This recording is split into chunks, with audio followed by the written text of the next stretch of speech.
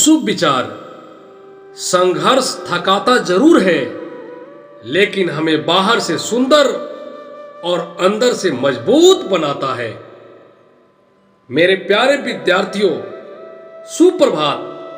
मैं हूं doctor Chhotelal Gupta, assistant professor, विभागाध्यक्ष, हिंदी विभाग, जमनीलाल महाविद्यालय, हाजीपुर वैशाली।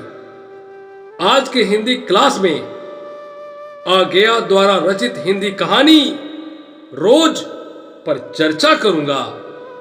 अब आप ध्यान से सुने। लेखक का जीवन परिचय। जन्म 7 मार्च 1911, निधन 4 अप्रैल 1987। शिक्षा, प्रारंभिक शिक्षा लखनऊ में घर पर, एमए अंग्रेजी। भाषा ज्ञान, संस्कृत, अंग्रेजी, हिंदी के अतिरिक्त फारसी, तमिल आदि अनेक भाषाओं का ज्ञान। सच्चिदानंद हीरानंद वात्स्यायन अगेया हिंदी के आधुनिक साहित्य में एक प्रमुख प्रतिभा थे। वे आधुनिक हिंदी साहित्य के एक प्रमुख कवि, कथाकार, विचारक एवं पत्रकार थे। साहित्य की अनेक विधाओं, यात्रा साहित्य, आलोचना, डायरी आदि में भी उनका योगदान महत्वपूर्ण है। उन्होंने विशाल साहित्य की रचना की है, जिसमें वस्तु, भाव, भाषा, शिल्प आदि के धरातल पर प्रयोगों और नवाचारों की बहुलता है। साहित्य में लेखन के अतिरिक्त संपादन, निर्देशन, अभिप्रेरण, परिसंवाद, भाषण आदि के द्वारा भी उन्होंने अपनी सृजनात्मकता का विस्तार किया है।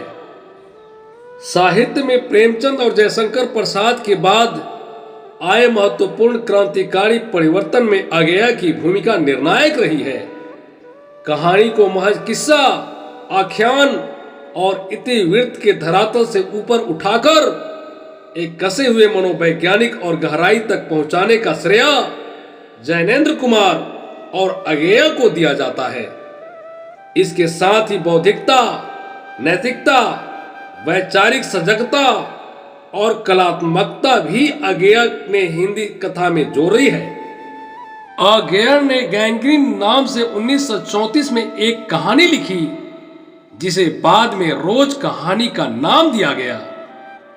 रोज अगेया की सर्वश्रेष्ठ कहानियों में से एक है। यह एक मनोवैज्ञानिक कहानी है। यह कहानी एक विशेष परिवेश में एक जीवंत व्यक्तित्व, विशेषतया नारी व्यक्तित्व को, कि किस प्रकार नारी का जीवन वर्तमान समस्याओं से पथराकर यंत्रवत बन जाता है। यह कहानी इसी भाव को बड़ी ही शानदार ढंग से प्रस्तुत की गई है।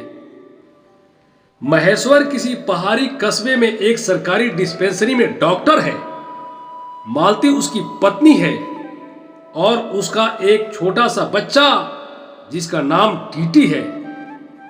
मालती का एक बाल सखा जो दूर के रिश्ते का भाई है, किंतु उसे मित्र या बाल सखा कहना ही उचित है, क्योंकि वे दोनों बचपन में साथ साथ खेले हैं, इकट्ठे लड़े और झगड़े हैं और दोनों की पढ़ाई भी इकट्ठे हुई। दोनों के व्यवहार में सदा साक्ष्य की स्वेच्छा और स्वच्छंदता रही है। वह कभी भ्रातृत्व के या छोटे बड़े के बंधनों में नहीं घिरा। आज बाल सखा 4 वर्ष बाद मालती को देखने आया है, मिलने आया है। वही मालती बिना मन के या चिड़चिड़ापन भाव से उसका स्वागत करती है। मालती के जीवन में एक विचित्र प्रकार की एक रसता और उदासीपन आ गई है। यह देखकर उसका बाल सखा क्षुब्ध और दुखी हो जाता है। पति प्रायः बाहर ही रहते हैं। मालती अकेले घर में रहती है। बर्तन मांजना, रोते हुए बच्चे को संभालना, पानी के लिए घंटों इंतजार करना और घंटे बजने का इंतजार करना भी, बस यही उसकी रोज की दिनचर्या है। उधर महेश्वर का जीवन भी इसी प्रकार की एक रास्ता से ग्रस्त है। वह प्रातः काल 7 बजे डिस्पेंसरी चले जाता है और 1:30 या 2 बजे लौटते हैं। उसके बाद दोपहर भर छुट्टी रहती, केवल शाम को 1 या 2 घंटे फिर चक्कर लगाने के लिए जाते। डिस्पेंसरी के साथ छोटे से अस्पताल में रोगियों को देखने और अन्य जरूरी हिदायतें करने, यानी उनका जीवन भी बिल्कुल एक निर्दिष्ट ढर्रे पर चलता है। नित्य वही काम, उसी प्रकार के मरीज, वही हिदायतें, वही नुस्खे, वही दवाइयां वह स्वयं उकताए हुए हैं। और इसलिए और साथ ही साथ इस भयंकर गर्मी के कारण वह अपने फुर्सत के समय में भी सुस्त ही रहते हैं। यानी चारों ओर सापग्रस्त एक रास्ता और चिड़चिड़ापन विद्यमान है। तभी उस बाल सखा को बचपन के वो दिन याद आते हैं कि जब स्कूल में हाजिरी बन चुकने के बाद चोरी से मालती के साथ क्लास से निकलकर भागना और आम के बगीचे में पेड़ों पर चढ़कर कच्ची आमियां तोड़ तोड़ कर खाना, यह बचपन के दिनों की सामान्य दिनचर्या बन चुकी थी। और वह मालती जो बिल्कुल उद्दत व चंचल, जिसका पढ़ने में जरा भी मन नहीं लगता, माता पिता भी तंग आ चुके थे उसके नटखट और शरारती व्यवहार से। पिता बार बार पढ़ने के लिए डराते धमकाते, लेकिन मालती के कानों पर जू तक नहीं रेंगता। एक दिन पिता ने एक किताब ला कर दिया कि हफ्ते भर में इस किताब के कुछ पन्ने पढ़ जाओ और उससे जुड़े प्रश्नों को पूछने का टास्क दिया।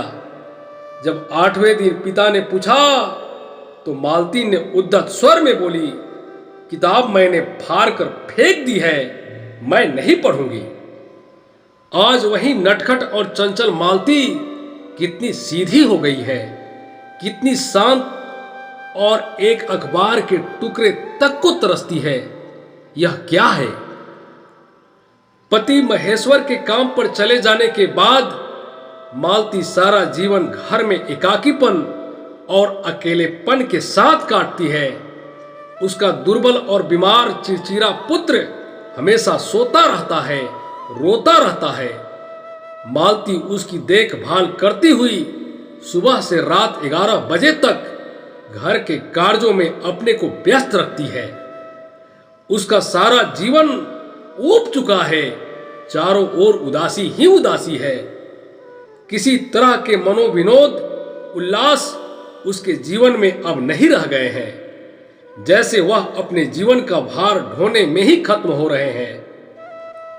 यहाँ लेखक कहानी के माध्यम से मध्यम वर्गीय परिवार की घर गृहस्थी में निमग्न नारी का एक रास्ता, उदासीनता, टूटन और घुटन से भरी जिंदगी का चित्रण किया है, जो हमारे जीवन के आसपास के यथार्थ का एहसास कराती है।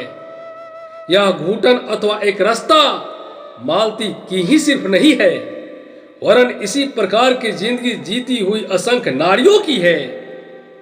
यदि पति और पत्नी अपने व्यस्त जीवन में कुछ क्षण निकालकर आपस में मधुर संलाप कर लें और हास परिहास के लिए अवसर निकाल लें, तो रोज रोज की निराशापन और उबाऊपन से काफी हद तक छुटकारा मिल सकता है।